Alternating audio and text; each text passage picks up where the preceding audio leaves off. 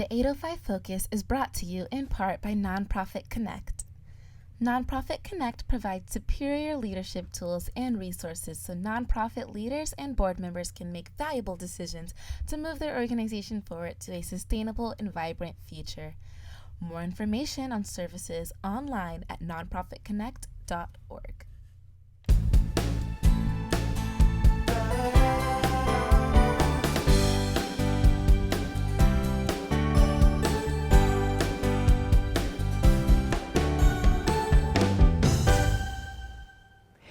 Welcome to 805 Focus. I'm Dr. Cinder Sinclair with Nonprofit Connect, and we will be bringing you the latest on your favorite nonprofits, so get ready to be inspired.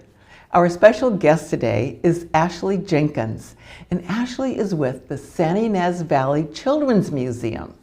Welcome, Ashley. Thank you, Cinder. I'm happy to be here. Gosh, you folks are doing some exciting things over there in the San Ynez Valley with that museum, and I can hardly wait to hear about it. So you're building a new museum, are you? We are. You know, we're not even open yet, although we've had some activities and we're planning more just so we can engage with the community before we even open our doors.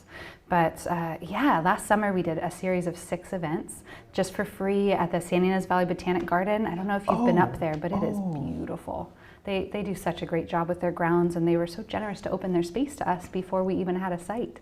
So we're looking to replicate some of that this summer as well, and kind of provide a bridge for kids who don't have a lot of outdoor access, maybe live in apartments, you know, or have a lot of indoor learning stuff. So give them kind of a bridge of activities over the summer before they can get back to school and recess and all that other fun stuff. So that's really smart. That keeps them engaged. Yeah, absolutely. Yeah, and then we've got a site finally, which is just big news for us. So we've been partnering with the city of Buellton. So we'll be building in Buellton. They bought maybe 40 acres of property and have given us this beautiful little corner nook that nobody else wanted. So it was easy to get it. Isn't that we wanted convenient? all the outdoor space. Everyone else wanted, you know, kind of the buildings and the functional stuff. And I said, for what we want, the outside is functional. So we've got this beautiful hillside, about kind of an acre, at the corner of Riverview Park, right there. So it's just going to be beautiful when we're able to open. So are you saying then that the museum itself is going to be an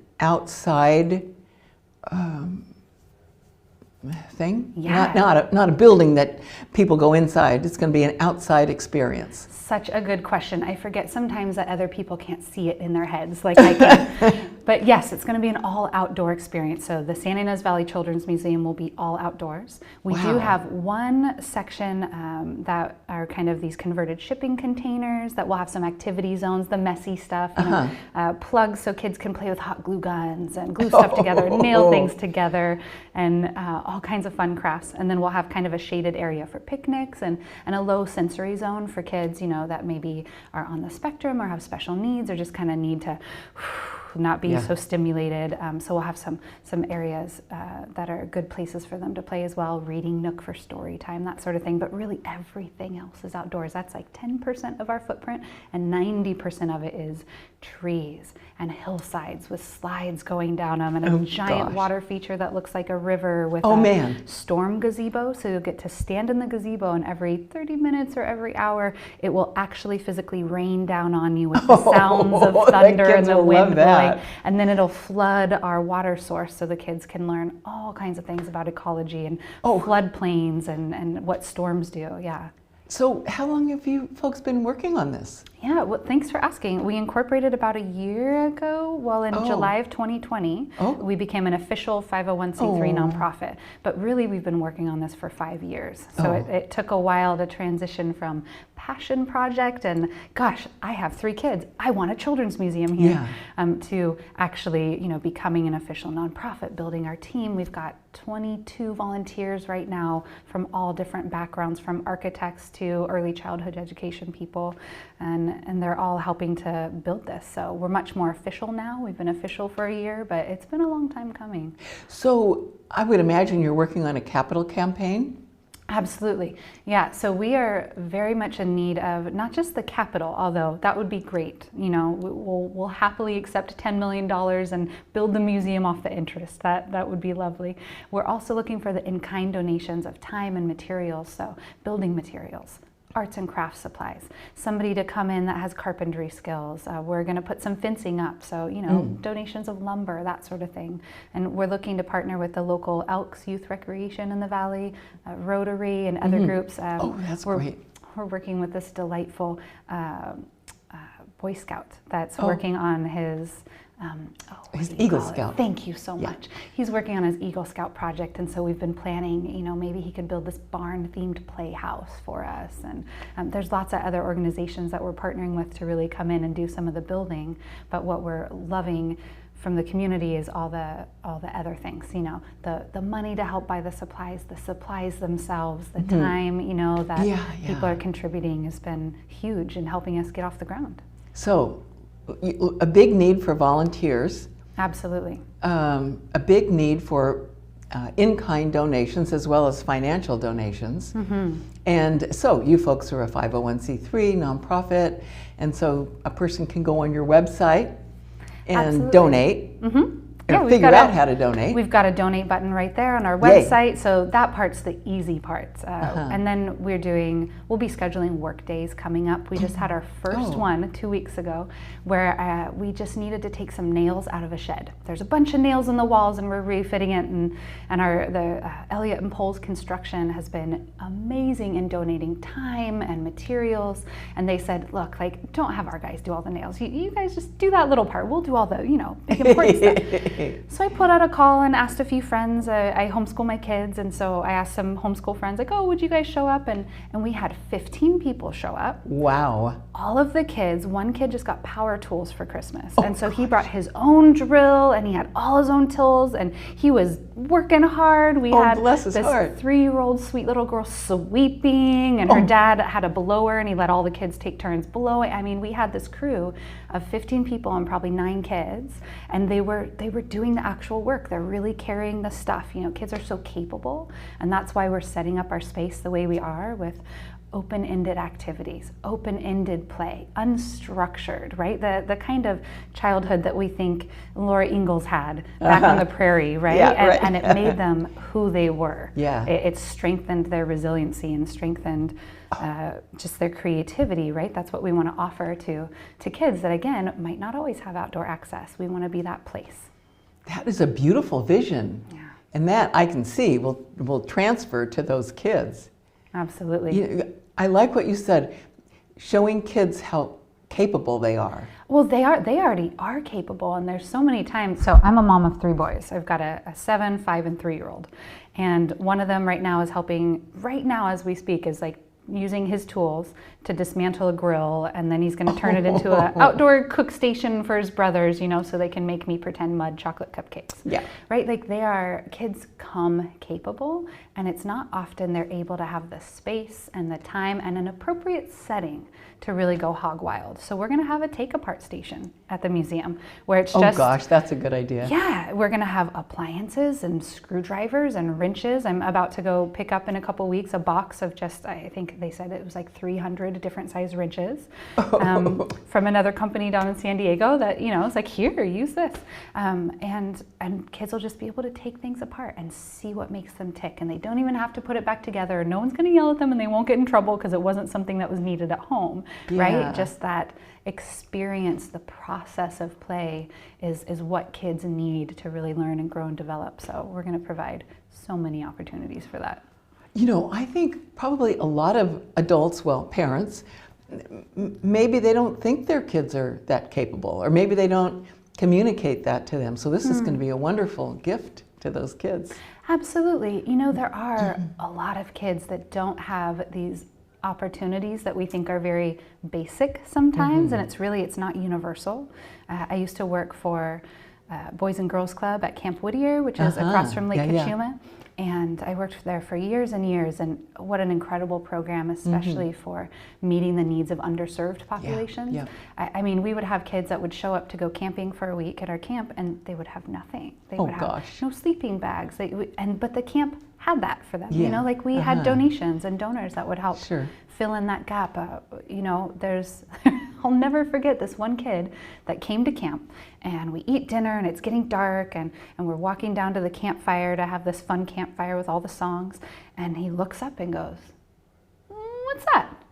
I was like, well, honey, those are stars. I mean, he didn't grow up in the middle of South Central LA. He grew up in Goleta. Oh, gosh. But that just wasn't part of his family culture. Yeah, sure. The stars existed. He didn't have access, really, and the camp provided access. So we're wanting to do the same sort of philosophy. It's not like kids don't know what sticks and mud and dirt are. Yeah. But maybe they don't have the parents that want them to be playing in it, or they don't have the time, or they don't have the space where they can do it at home. So we're going to have that space where we have a Tonka truck zone and a mud pit and a mud kitchen, and the kids can get dirty. And it's that appropriate setting for them to really go hog wild, but we'll have fences so you can't lose your kid. You can let your kid run as far as you want, and supervise them from a distance and really get into all the stuff.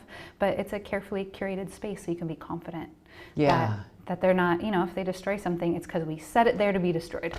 Yeah. And they can just explore and ignite their creativity by playing on their own. That's wonderful.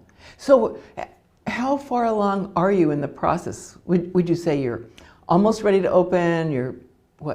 How would you describe that? That's such a good question. I think no one will be surprised when I say our timeline got pushed back over the last 2 years. Of course. Right? There's been a lot going on in our society, in our community, and so something that's been delightful is working with the City of Buellton. The City of Council and the City Manager just couldn't be more of a dream to work with. They're so supportive.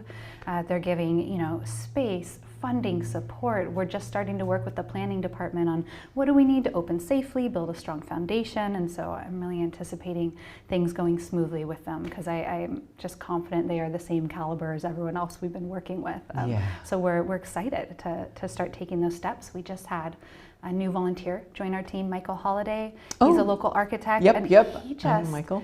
He has his fingers in a lot of pots, right? He sure does. He is a giving, generous person. So he's going to donate some of his time and help us partner with his team to really get the architectural plans set. What a blessing that is. What a blessing, I know. So we're getting lots of those in-kind donations. Again, Elliott Poles Construction, the City of Buellton, Buellton Parks and Rec, the St. Ynez Botanic Garden, Michael Holiday joining our team. I mean, I just have this long list of people that are saying, oh, a children's museum here? We don't have to drive an hour to get to it? Absolutely. What do you need? As far as where we are in our process, though, we're kind of at the beginning. So we have a lot of the infrastructure done and a lot of the background work and our logo made and, our location secured, but we only broke ground in October.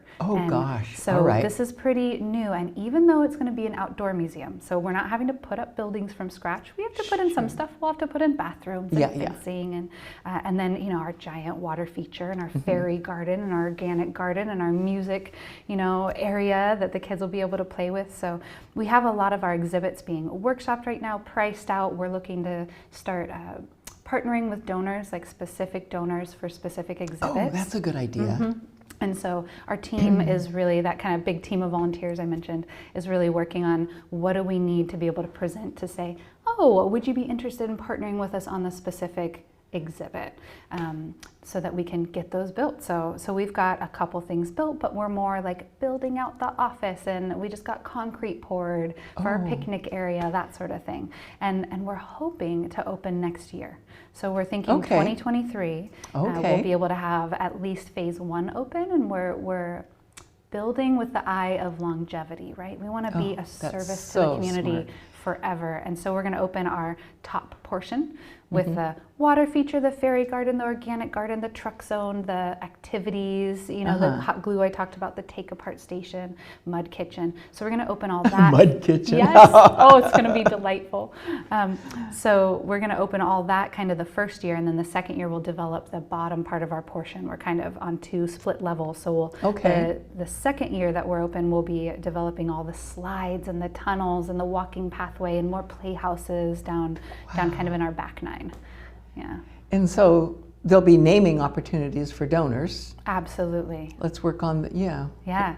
We have our sponsorship tiers. We've got our donor packet that we just finished putting together. So we've got, shooting star donors and dreamer donors and partner donors. Yeah, we've got all that listed, and we absolutely are wanting people to come and partner with us in whatever way they can. And then our donorship wall, which we're also working on, everyone has a thank you for being our donor. Here's your name when you come into the museum. So one of our very creative volunteers said, what if it's a field of sunflowers and everybody's name is on a petal, and the shooting star donors will be on shooting stars, and the dreaming donors will be on clouds, and all of us will be on petals. And I just love the idea of a kid who empties out their piggy bank and gives us $4.38, right? Getting to then write their name on a petal and see it at their height, sweet. At kid height, every time they walk in and out. Yeah. So, yeah.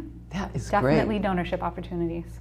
And you've had just so much support from all over the community. It's been overwhelming in such a good way, right? Yes. This year has been overwhelming, but we're getting overwhelmed just in an amazing way. We called we did a fairy activity. So we got these little doors, and we had maybe 100 families come and decorate little fairy doors and make little gnome homes, natural materials and paint, and I wanted something a little blingier for the people who wanted blingy fairies. And so we called Ynez beads in Solvang and just said, hey, do you have any, the beads that kind of get, messed up and we can't use them? Do you have anything that you can give us, kind of your scraps? And she went, and she just gave us, hundreds of dollars worth of these beautiful, exquisite little, shaped like little flowers and horns and these things that when they were set out in trays at our activity, you could just see. These girls would walk up, and boys too. Gosh. We had one guy building for 2.5 hours, and he built this 3-story gnome home. He was maybe a 12-year-old kid, right? His mom was like, well, we're still here.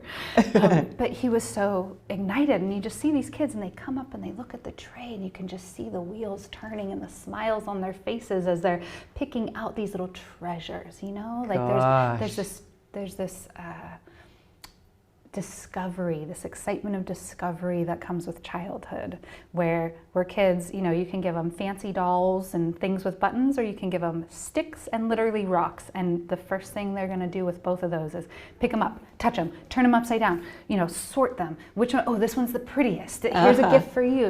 Like that sense of discovery is something that we really want to protect and give space for at the museum, and people, again, like the bead shop in Solvang has been able to contribute to that by sharing their treasures with us so we can share them with the community. Gosh. Yeah, it's been special. That is really inspiring. So, all right. So I know we have a children's museum here in Santa Barbara. Do you think the Moxie, it's wonderful. Yeah. Do you think that most communities have a museum for children? But here's the other part of my question. How often do museums have outside experiences like you're describing? Those are a lot of great questions. I think there's nothing in, I live in Buellton, there's nothing in my community, right? I have to drive an hour to get to most things. And there's something up in San Luis Obispo, there's something down here in Santa Barbara, there's a lot of options down in the LA, Pasadena area, but there's nothing really local. So that's why we're building in Buellton. We wanted a central location where Lompoc schools can come, Santa Maria schools can come, the whole valley can come, Santa Barbara can come. So we wanted something really central. And then another question is how often they have those outdoor spaces.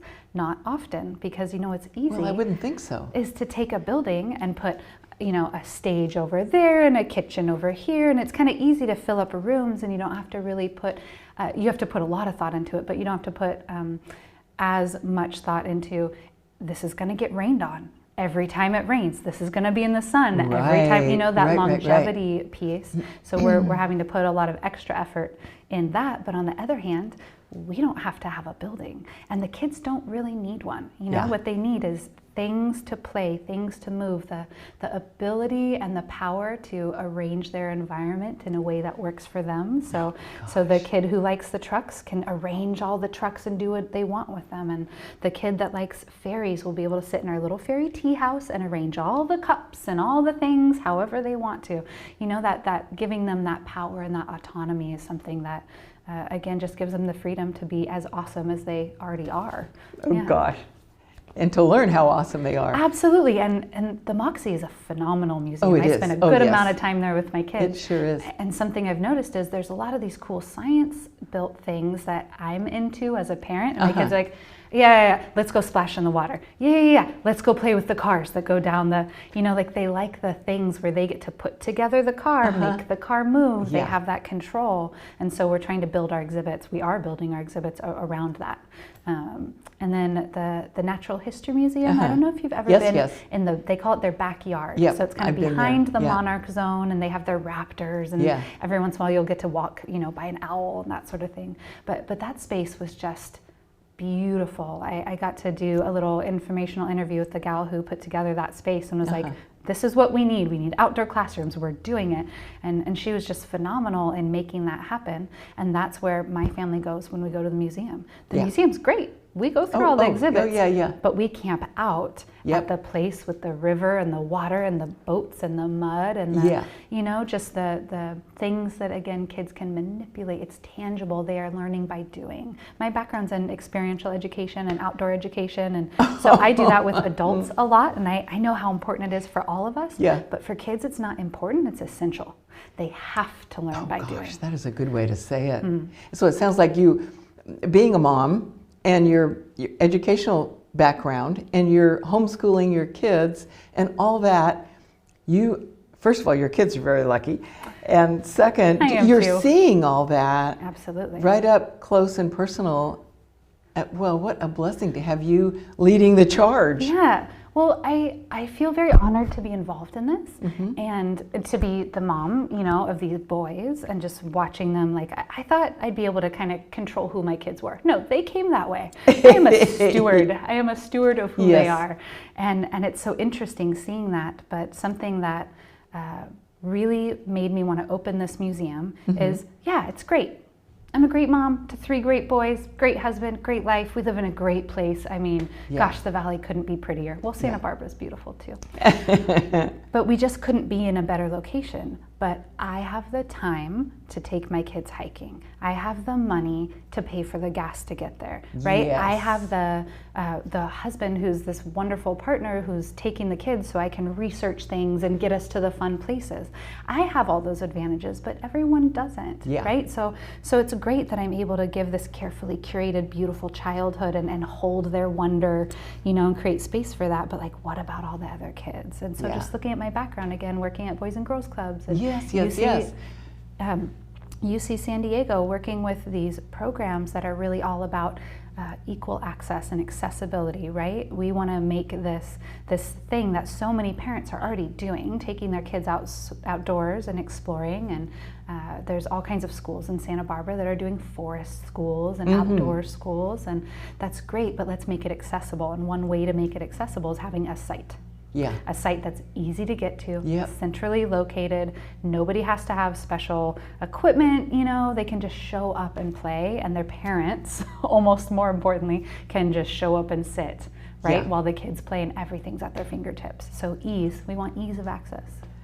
Ashley, what an inspiring story. What an inspiring person you are. Thank you. I can hardly wait to go see it myself. I can't wait for you to come play. Oh gosh. Well, thanks for being with us today, and thanks for leading the charge on this important work. Thank you, Cinder. We're really excited to open our doors. And thank you for being with us on 805 Focus, and we'll see you next time.